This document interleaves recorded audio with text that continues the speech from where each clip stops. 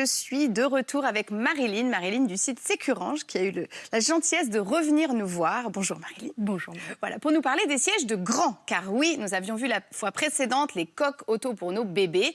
On passe maintenant, Simone a grandi, vous le voyez, et il faut qu'elle passe au siège de grand. Quand est-ce qu'on change de siège, Marilyn?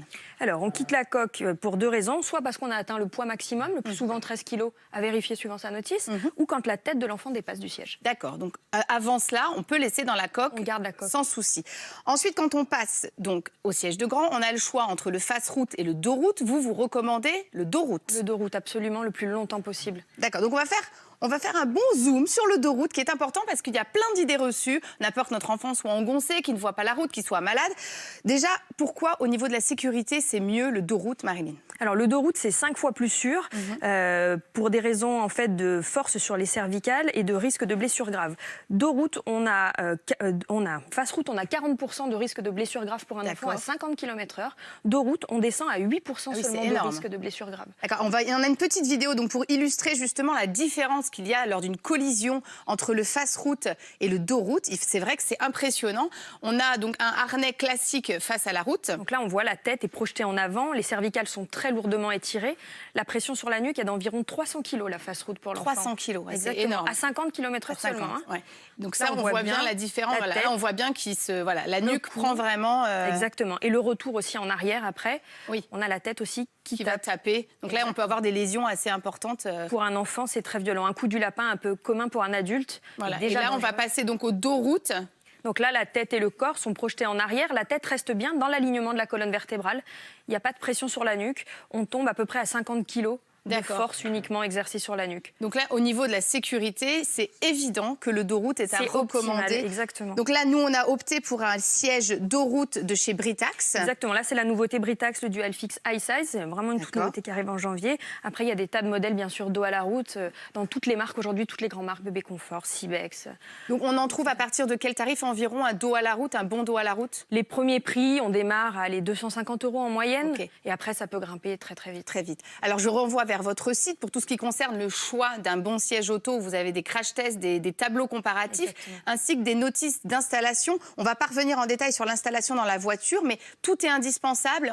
On se dit pas, il y a une sangle en plus, on la met pas. Toutes les sangles, toutes les jambes de force, les barres comme ça, il n'y a rien de facultatif. D'accord, on met tout. On rappelle, encore une fois, même dans ce type de siège, pas de manteau. Pas de manteau, on utilise ce type de couverture. Alors là, c'est la Aeromove Air Wrapper. Exactement. Comme ça, on peut installer l'enfant, l'attacher avec le harnais près du corps et ensuite seulement le couvrir pour que la sécurité soit optimale. Alors, on va faire un tout petit question-réponse sur les idées reçues. Est-ce qu'il ne manque pas de place pour les jambes? Parce qu'on a tendance à se dire ils vont être en poulet, ils vont pas être bien. Exactement. Alors, deux choses. La première chose, c'est que les sièges RF, offrent de l'espace pour les jambes, ils sont conçus pour. D'accord. Et ensuite, la deuxième chose, c'est que c'est un non-problème pour les enfants, qui est souvent plutôt une problématique d'adulte. Les enfants sont plus naturellement, regardez-les à table, devant la télé ou quand ils jouent par terre. Ils sont à genoux. En tailleur. Et vous êtes plus souvent en train de leur dire assieds-toi correctement. C'est vrai. Donc, on les voit pas.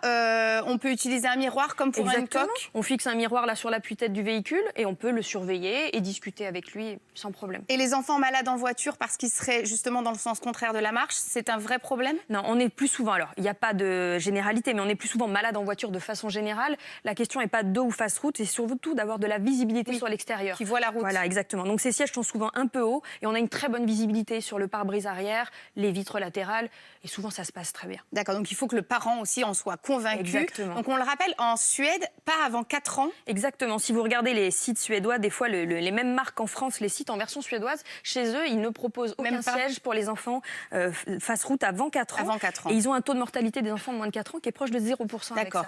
Donc on recommande, nous, en France, en tout cas le dos à la route, au moins jusque 2 ans. Un strict minimum de 2 ans à respecter. Et après, le plus longtemps on peut faire durer, le mieux c'est pour nos enfants. Après le dos-route, on passe au face-route. Exactement. Donc à partir de quel moment on peut passer au face-route? Eh ben alors, le plus tard possible. Donc on se dit un strict minimum de 2 ans. Voilà, je vais tenir j'enlève Simone parce que vraiment elle est trop petite. Elle est trop petite. Et du coup après, on a 2 alternatives quand on passe face-route. On a les systèmes à harnais comme sur ce modèle. Ça, notre siège qui a fait dos-route peut faire face-route. Exactement. Il y a des sièges qui font les 2 sens. Si ça peut rassurer les parents de savoir qu'il y a cette option, c'est bien. Tout à fait. Donc on peut avoir des harnais simples comme celui-ci. On peut avoir un système avec bouclier. Ouais. Voilà, donc le bouclier, ça reste quand même, si on n'a pas envie d'utiliser les harnais, le bouclier reste une très bonne alternative. C'est une bonne alternative à condition d'être assez grand. Voilà. D'accord. Le concept du bouclier, c'est ça. c'est de pouvoir, on le voit sur l'animation, c'est que l'enfant, quand il est bien positionné, qu'il est assez grand, en général on dit 90 cm en moyenne, il va pouvoir s'enrouler autour. Donc moins de pression sur les cervicales qui ne sont pas retenues pendant que la tête part en avant. Donc l'important, c'est qu'il se positionne bien. Un enfant trop petit, le problème, c'est que l'enroulement ne se fera pas et le bouclier ne sera pas aussi efficace. Et l'enfant trop grand? Et l'enfant trop grand, on va reposer sur les parties molles. D'accord. Donc ça moins efficace. On reste positionné sur le thorax. Donc il s'installe comme un siège classique, isofix et avec ceinture? Exactement. En fait, on installe l'enfant, on installe le bouclier et ensuite on passe la ceinture de sécurité, les deux pans de la ceinture là, et on vient verrouiller. Donc on a deux alternatives face-route, sachant que maintenant il y a des modèles qui se développent carrément pour essayer de rendre le face-route encore plus sûr, avec des harnais munis de petits airbags intégrés. C'est Bébé Confort qui a lancé ça. On viendra en parler. On parlera aussi de ces sièges pour les plus grands à partir du moment où ils ne rentrent plus dans un bouclier. Merci infiniment Marilyn. Je renvoie à votre site Sécurange qui est une mine d'or pour tous les parents.